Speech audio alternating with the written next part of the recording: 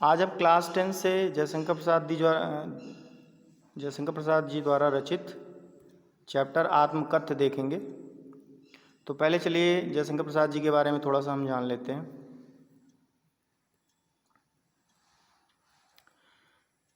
जयशंकर प्रसाद जी का जन्म 1889 ईस्वी में वाराणसी में हुआ। काशी के प्रसिद्ध क्वींस कॉलेज में वे पढ़ने गए, परंतु स्थितियां अनुकूल न होने के कारण 8वीं से आगे नहीं पढ़ पाए। बाद में घर पर ही संस्कृत, हिंदी, फारसी का अध्ययन किया। छायावादी काव्य प्रवृत्ति के प्रमुख कवियों में से एक जयशंकर प्रसाद जी का सन 1937 ईस्वी में निधन हो गया। उनकी प्रमुख काव्य कृतियाँ हैं चित्राधार, कानन कुसुम, झरना, आंसू, लहर और कामायनी, जिसमें सबसे प्रसिद्ध कामायनी थी। आधुनिक हिंदी की श्रेष्ठतम काव्य कृति मानी जाने वाली कामायनी पर उन्हें मंगला प्रसाद पारितोषिक दिया गया। देखिए यहाँ पे पारितोषिक दिया गया। पारितोषिक जैसे साहित्य के क्षेत्र में दिया जाता है, तो उनको मंगला प्रसाद पारितोषिक दिया गया था कामायनी के लिए। वे कवि के साथ साथ सफल गद्यकार भी थे। अजातशत्रु, चंद्रगुप्त, स्कंदगुप्त और ध्रुव स्वामिनी उनके नाटक हैं। तो कंकाल, तितली और इरावती उनके नॉवेल हैं, उपन्यास। आकाशदीप, आंधी और इंद्रजाल उनकी कहानी संग्रह हैं। जयशंकर प्रसाद जी का साहित्य जीवन की कोमलता, माधुर्य, शक्ति और ओज का साहित्य माना जाता है। तो कहने का मतलब जयशंकर प्रसाद जी को साहित्य जीवन की कोमलता, माधुर्य, शक्ति और ओज का साहित्य माना जाता है। छायावादी कविता की अतिशय काल्पनिकता, सौंदर्य का सूक्ष्म चित्रण, प्रकृति प्रेम, देश प्रेम और शैली की लाक्षणिकता उनकी कविता की प्रमुख विशेषताएं हैं। इतिहास और दर्शन में उनकी गहरी रुचि थी, जो उनके साहित्य से स्पष्ट दिखाई देती है। प्रेमचंद के संपादक में हंस पत्रिका का एक आत्मकथा विशेषांक था। प्रसाद जी के मित्रों ने आग्रह किया कि वे भी आत्मकथा लिखें। प्रसाद जी इससे सहमत ना थे। इसी असहमति के तर्क से पैदा हुई कविता आत्मकथ्य, जो ये आपके क्लास 10th में कविता दी गई है। ये हंस में पत्रिका थी, उसमें प्रस्तुत किया था। तो जब इनके मित्रों ने बहुत इन पे फोर्स डाला, दबाव डाला कि नहीं आप अपनी आत्मकथा लिखिए, आपने इतनी उपलब्धियां हासिल की हैं, तो इस पे इन्होंने अपनी आत्मकथा नहीं लिखी, आत्मकथ्य लिखा। उसमें इन्होंने ये प्रस्तुत किया कि मैं अपनी आत्मकथा में क्या लिखूं। इसमें इन्होंने ये बताया है कि मैं क्या लिखूं, मेरा जीवन तो एक नश्वर जीवन है। अर्थात उन्होंने ये भी बताया कि मनुष्य का जीवन जो है नश्वर जीवन होता है, वो आज है कल नहीं है। तो उसमें लिखने की कोई ऐसी चीज़ है ही नहीं जिसको लिखा जाए। तो चलिए आत्मकथ्य की पहली 4 पंक्तियाँ लेते हैं। मधुर गुनगुनाकर कह जाता कौन कहानी यह अपनी, मुरझा कर गिर रही पत्तियां देखो कितनी आज घनी। इस गंभीर अनंत नीलिमा में असंख्य जीवन इतिहास, यह लोग करते ही रहते हैं अपना व्यंग मलिन उपहास। तब भी कहते हो कह डालूं दुर्बलता अपनी बीती। देखिए इसमें संदर्भ लिखेंगे तो कैसे लिखेंगे। संदर्भ प्रस्तुत पद्यांश हमारी पाठ्य पुस्तक हिंदी क्षितिज भाग द्वितीय के आत्मकथ्य नामक पाठ से लिया गया है। इसके रचयिता छायावादी कवियों की पंक्तियों में प्रमुख कवि जयशंकर प्रसाद जी हैं। इसमें जयशंकर प्रसाद जी कहते हैं मधुर गुनगुनाकर कह जाता कौन कहानी यह अपनी। जयशंकर प्रसाद जी कहते हैं कि भौरा जो है, भौरे को देखा है आपने, एक पेड़ की शाखा, एक पेड़ से दूसरे पेड़, दूसरे से तीसरे। भौरे जब चलते हैं तो उनके पंखों से निकलने वाली आवाज़ हमें सुनाई देती है। तो जयशंकर प्रसाद जी कहते हैं जिस प्रकार भौरा जो है गुनगुनाता रहता है और अपनी कहानी कहता रहता है, उसी प्रकार से मुरझुरा कर गिर रही पत्तियां देखो कितनी आज घनी। मैं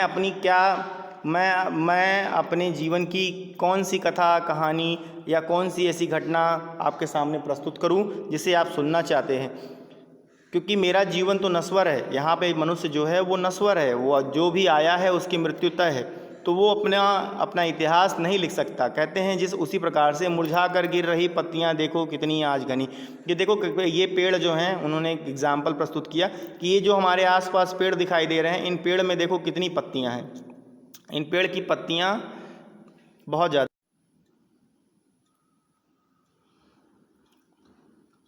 कहते हैं जयशंकर प्रसाद जी, मुरझा कर गिर रही पत्तियां देखो कितनी आज घनी। कह रहे हैं कि देखो जिस प्रकार से हमारे आसपास पेड़ पौधे फैले हुए हैं, इन पेड़ों से पुरानी पत्तियां गिर रही हैं और नई पता नहीं कितनी असंख्य पत्तियां फिर से आने वाली हैं। इस गंभीर अनंत लालिमा में असंख्य जीवन इतिहास। कहते हैं ये संसार जो है एक बहुत यह संसार बहुत बड़ा है, यहाँ पे असंख्य जीवन इतिहास है। असंख्य जीवन इतिहास का तात्पर्य यहाँ बहुत सारे लोग ऐसे हैं जिनके जीवन के पन्ने पड़े हुए हैं। किन किन के पन्नों को आप प्रस्तुत करेंगे अपनी कविताओं के माध्यम से या अपने आत्मकथा के माध्यम से? यह लोग करते ही रहते हैं अपना व्यंग मलिन उपहास। और इन लोगों के बारे में जिन्होंने अपने इतिहास के बारे में लिखा है, तो वो अब एक दूसरे का ही व्यंग उपहास करते रहते हैं, व्यंग मलिन उपहास, एक दूसरे की ही बुराई करते रहते हैं। तो यहाँ जयशंकर प्रसाद जी बता रहे हैं कि यदि मैं अपने जीवन के इतिहास के बारे में लिख भी दूँ तो उसे सुनने वाले लोग व्यर्थ ही मेरा उपहास उड़ाएंगे। उसके बाद कहते हैं तब भी कहते हो कह डालूं दुर्बलता अपनी बीती।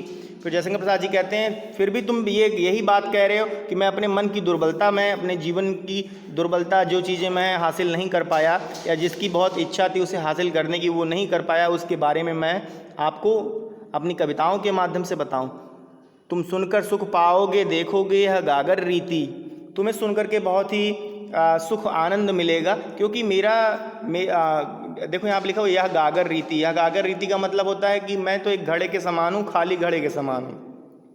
यानी मेरा जीवन जो तो है खुली किताब की तरह है, किंतु कहीं ऐसा ना हो कि तुम ही खाली करने वाले। और उसके बाद भी क्या कहते हैं कि तुम सुनकर सुख पाओगे देखोगे यह गागर रीति। मेरे अंदर की जो भावनाएं हैं या मैंने जो जीवन में हासिल किया है उसको आप सुन करके सुख पाएंगे, लेकिन कहीं ऐसा ना हो कि उसको सुनने के उपरांत आपके विचार मेरे प्रति बदल जाएं, आप मेरी ही बुराई करने लगें। किंतु कहीं ऐसा ना हो कि तुम ही खाली करने वाले।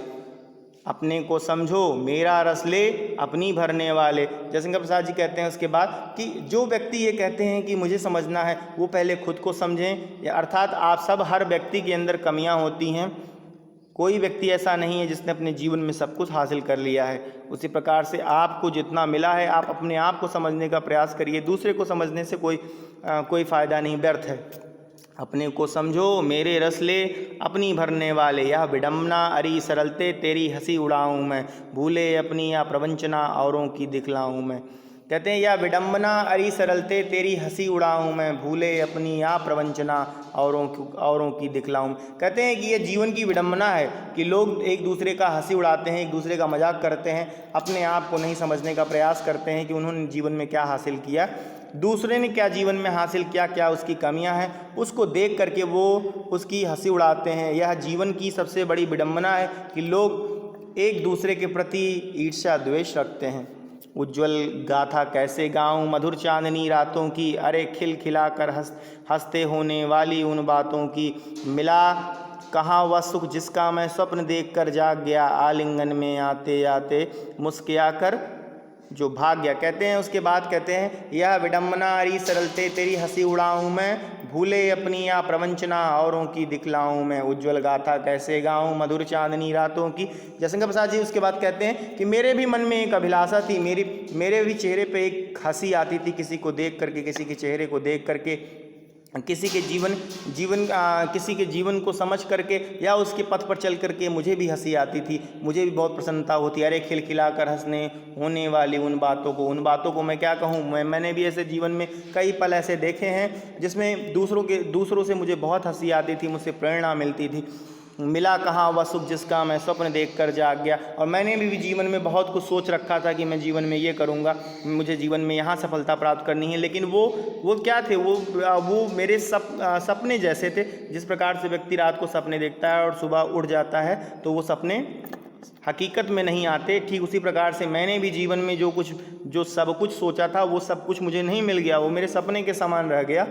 मिला कहाँ वह सुख जिसका मैं स्वप्न देखकर जाग गया। वो सुख मुझे कहाँ प्राप्त हुआ जिसका स्वप्न मैं देख रहा था और स्वप्न देखते ही देखते मैं जग गया। आलिंगन में आते आते मुस्कुरा कर जो भाग गया। ठीक उसी प्रकार से मेरे साथ भी हुआ है कि मैं जैसे ही उसको गले लगाने वाला था, यहाँ देखो आलिंगन लिखा है, तो आलिंगन का तात्पर्य होता है गले लगाना। तो यहाँ गले लगाने से मतलब कि जैसे ही मैं उसके बहुत करीब आ गया, वो सपना मेरा पूरा होने की स्थिति में आ गया, वैसे ही मैंने देखा कि वो मुझसे मुस्कुराते हुए यानी मेरी खिल्ली उड़ाते हुए मेरे पास से चला गया। अर्थात मैं जीवन में बहुत सा कुछ हासिल करना चाहता था, कुछ चीज़ें ऐसी भी थी जो मुझे नहीं मिल पाई और कुछ चीज़ें ऐसी भी थी जो मैं बिल्कुल उसके नज़दीक था पाने के, लेकिन फिर भी जैसे वो मेरा मजाक उड़ा करके मेरे पास से चली गई, जैसे ही मैं उसको पकड़ने वाला था या जैसे ही मुझे मिलने वाली थी। जिसके अरुण कपोलों की मत वाली सुंदर छाया में अनुरागनी ऊषा लेती थी, निस्सुहाग मधुमाया में उसकी स्मृति पाथेर बनी है, थके पथिक की पंथा की। मेरे भी जीवन में कोई ऐसा व्यक्ति था जिसके अरुण कपोलों की मत वाली सुंदर छाया में, जिसकी सुंदर छाया में, जिसकी सुंदरता में अनुरागनी ऊषा लेती थी, निस्सुहाग मधुमाया में। मेरे भी मन में एक जिज्ञासा उठती थी, मेरे मन में अभिलाषा उठती थी, उसकी स्मृति पाथेर बनी थी, थके पंथिक की पंथा की सीवन को उधेड़ कर देखोगे क्यों मेरी कथा को। कहते हैं कि वो सब चीज़ें याद करने से क्या मतलब है, सीवन को उधेड़ कर देखोगे। इसका तात्पर्य ये हुआ कि मेरे बीते हुए कल को यदि आप उजागर करते हैं तो उसमें आप मेरी कंथा कि मेरे मन में जो भी चीज़ें थी, मेरा पास्ट जो है, मेरा भूतकाल जो था, उसको आप जान करके क्या करेंगे। उसमें बहुत से ऐसे पन्ने हैं जिसको उधेड़ने से दुख के सिवा और कुछ नहीं मिलेगा। सीवन को उधेड़ कर देखोगे क्यों मेरी कथा की, छोटे से जीवन की कैसी बड़ी कथाएं आज कहूँ। जयशंकर प्रसाद जी कहते हैं कि ये जीवन बहुत छोटा है, इसमें जो घटनाएं घटित हुई हैं वो बहुत बड़ी घटनाएं नहीं हैं। उसकी कथा यानी उसकी कहानी मैं आपको कैसे बताऊं, क्योंकि मेरा जीवन तो बहुत क्षणिक समय के लिए था। मैं तो चाहता था कि मेरा जीवन और बड़ा रहे, और भी सफलताएं मैं प्राप्त करूं, या और भी मैं समाज के लिए, देश के लिए कुछ कर सकूं, लेकिन ये छोटे से जीवन में मैं बहुत कुछ अपने समाज और देश के लिए नहीं कर पाया। छोटे से जीवन की कैसी बड़ी कथाएं आज कहूँ। आज मैं कौन सी कथा छोटे से जीवन के लिए कहूँ। क्या यह अच्छा नहीं कि औरों की सुनता मैं मौन रहूं। उसके बाद जयशंकर प्रसाद जी कहते हैं, क्या यह सही नहीं है कि लोग अपनी आत्मकथा लिख रहे हैं तो उसको मैं सुनूं और शांत रहूं। मुझे अपनी आत्मकथा लिखने की कोई ज़रूरत नहीं है। यहाँ जयशंकर प्रसाद जी अपने मित्रों को आखिरी पंक्तियों में ये भी संदेश देना चाहते हैं कि आत्मकथा लिखने के अर्थ का कोई मतलब नहीं है। अपने जीवन के पुराने पन्नों को फिर से पलटने की कोई ज़रूरत नहीं है। जो व्यक्ति ऐसा करते हैं तो उनकी कथाओं को आप सुन सकते हैं, और मेरे लिए तो मैं उनकी कथाओं को सुनता हूँ, उनकी कहानियों को सुनता हूँ, उनके जीवन की घटनाओं को सुनता हूँ और मौन रहता हूँ। मतलब मौन रहने का मतलब है मैं उनके जीवन से घटित घटनाओं पे टीका टिप्पणी नहीं करता हूँ कोई भी। सुनकर क्या तुम भला करोगे मेरी भोली आत्मकथा। उसके बाद जयशंकर प्रसाद जी देखिए क्या कहते हैं, अब उन लोगों को संदेश देना चाहते हैं जिनकी वजह से उन्होंने ये लिखा, जिन्होंने उनसे रिक्वेस्ट की, उनसे अनुरोध किया कि आप ये ऐसा करिए। तो उनको कहते हैं, सुनकर क्या तुम भला करोगे। अगर मेरे जीवन में कुछ ऐसी घटनाएं घटित हुई हैं जिससे आपको ठेस पहुँचे, जिससे आपको कष्ट हो, तो उसे सुनकर के आप क्या उसे बदल सकते हैं। वो घटनाएं तो घटित हो चुकी हैं।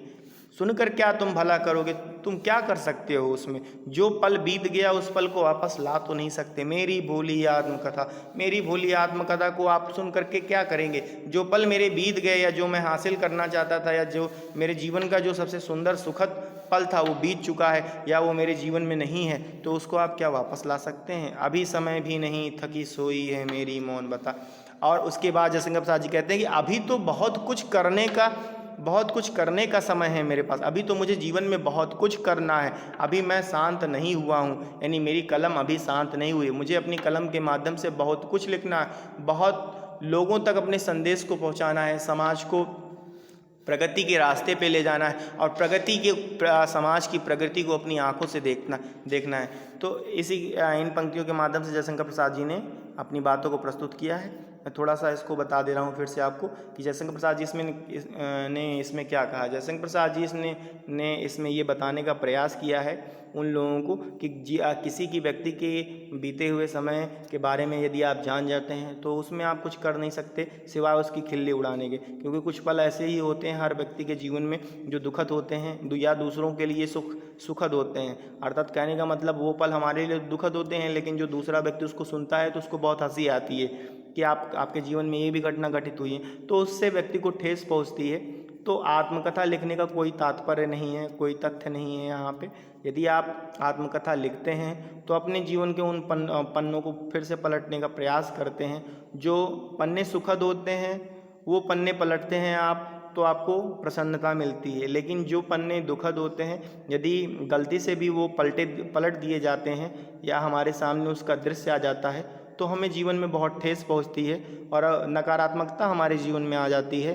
अर्थात कहने का मतलब है कि हमें अपने रास्ते पर चलने से थोड़ी सी दिक्कत होती है, फिर हमें संभलने में थोड़ा समय लगता है। अर्थात जो जीवन की हमने पगडंडी हासिल कर ली है वो पगडंडी से हम भटक जाते हैं। तो इसी के साथ ये चैप्टर कंप्लीट होता है आपका। हम नेक्स्ट वीडियो में नेक्स्ट चैप्टर लेके आएंगे। तो आज के लिए बस इतना ही। Thank you. जय हिंद, जय भारत।